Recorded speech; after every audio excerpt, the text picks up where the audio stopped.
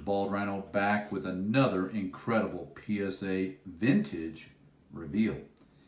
This is a special reveal for me tonight. These were all cards I bought raw on eBay, and sometimes you just have to take a chance because they look so good and so awesome. And hopefully I can put up the prices of some of these cards so you can see that there still is a little bit of hope for raw card purchases and then sending them to PSA. I got so lucky. And so anyway, I hope you enjoy this. This is one of my favorite sets of the 70s. 75 certainly is. I love the 72, and 72 is relatively affordable. And so this colors, they really pop on these cards. And this is Bill Mazeroski and a PSA 8. And again, all of these cards were bought at the same time raw. And I used my PSA Platinum deal to get them graded. And I was just able to find the box. So finally, I know you guys always say, well, yeah, when are you going to do that? Well, I finally got it done. So there you go. So I love the backs, but look at the corners on those cards. Those are raw, non-trimmed. These are from an original collection. So I thought that was, you can still find some very, very high-rated cards if you really just look. This is, you know, I continue to get that grader that gives the half grades. One day I'll meet him, hopefully. But this is the Tim McCarver. I mean, I just find that card to be beautiful. They look pack-pulled. They really, really do. Look at that beautiful card. I know Michael loves that Phillies deal. So that's a pretty card. If you want to look at it closer. And they're all in the new Lighthouse holder, so you know these cards are just absolutely spectacular. This is the Bill Buckner with the big trophy on there. I know there's a glare. I did the best I can. I'm doing the best I can. Oh, there, now it's a 7. Let me see if the lighting can be changed a little bit. I think it's better there. But anyway, this is another one of the trophies. I did lose one of the cards in the bid. This was an auction to somebody else that had the trophy, so I didn't get them all, which is okay. Here is the Billy Williams in action card and a PSA 8. Just, these cards are ridiculous. Look at the centering on that card, which is very hard on the in action cards. And here is Willie Stargell before the big gut in action, PSA 8. Got a kick out of a comment I received on YouTube that they can't keep product around anymore that they don't open. Nobody can, so don't feel bad. This is my favorite card of the entire set. This is the card that changed it all for the Cincinnati Reds, bringing Joe Morgan from the, well, what was the Astros, but not, they're not, I can't even think of it now. It'll come to me, but he traded him, and you know, obviously top to bottom this card is not, but look how sharp the corners are on that card. Just a spectacular card, and I was hoping when I bought it, paid a little bit more than I should have for it, but it had to be an 8, and that's what this order really turned out to be. I was very fortunate in that when I had to have a good grade, the card got one. I think there's only one exception to that, and I'll try to put the prices on the videos, but this is a huge win. This is the 72. This is when you get 9s in vintage. I don't care whether they're commons or not. You are doing okay. And I knew this had a chance. I thought this could be a 10. It was one of the nicest cards I've ever seen. When I was looking at the auction, this is the Bobby Mercer 72 PSA 9 Yankees card. Just absolutely pops. And I hope that people can learn to appreciate just how beautiful these cards are. It's such a fun set to collect. And here is one of the unsung heroes of the Big Red Machine. This is Cesar Geronimo. And another card I thought had a really good shot at a 10 when I bought it. I mean, this card was probably $35 raw, and I can't remember exactly. I'll try to again put it in there so people can. I just want this to be encouragement to people that it can happen. You know, with modern cards, they close the pop reports so fast, and I thought that they would.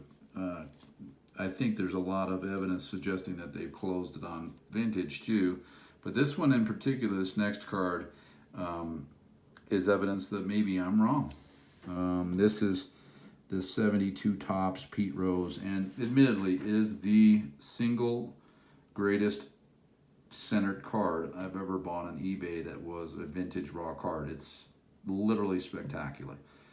The corner here is probably why it didn't get a 10. Or down here, whoa, settle down. So I get so excited when it's a big red machine card or somebody like that. So I'm gonna have to, my camera, we're gonna pause for a second. Sorry about that. I work with the cheapest of all cameras and equipment, out of stubbornness primarily, but that's why I had to go offline there for a second. But again, here's the Rose, and this was a card that I had to overpay for. There were a lot of people on the auction that knew that this was a special card, and it had to be a 9 or it would have been a loss, so I'm really lucky that it came out that way. But the card is perfectly centered, you know, and sometimes you get lucky. I'm so afraid to buy raw cards because of all the trimming. I mean, it's incredible if you pay attention to just how many thousands and thousands of cards have been trimmed. But not this one, which is nice. You know, sometimes getting it in on a collection is special, but look at that card, man. And then here's the back, which isn't quite as perfect, but it's close.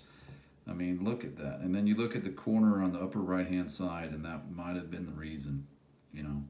But it's literally the most perfect card I've ever seen in the 1972, and it's a good one to have, for sure. That is a coffin card, ladies and gentlemen. I don't know who termed that, but I'm never selling that card unless it's a bad day. So this is the Fergie Jenkins. This was actually kind of a surprise that it was an 8. I thought it was a better card than that. And but after the Rose, you really don't complain. But those colors just pop there. I mean, a friend of mine thinks that this is an example of the premium that PSA puts on centered cards, particularly those that are vintage. So even though the corners are sharp and it's just not centered well enough on the right-hand side there, left to right, but still a beautiful card. And just I love how they look from the back because they just look so new. So perfect in there. And here's the Gaylord Perry. Now this again is one of those cards that like you just go, oh, what on earth? This could be a 9, but it's just not. Gaylord just did some bad cards, bad. He's not a handsome fella, so it's funny. They should have put him in action more. From non-handsome man to another, he should have been in action. Carrying on the non-handsome fellas. Here's the Harry Walker 72 PSA 9. And these are fun just because they were virtually nothing, you know, because they're common cards, so they're $1 or $2. And heck yeah, I'll take it. This is when you're thinking about just trying to maximize the shipping cost. This is Gene Klein's, another 9.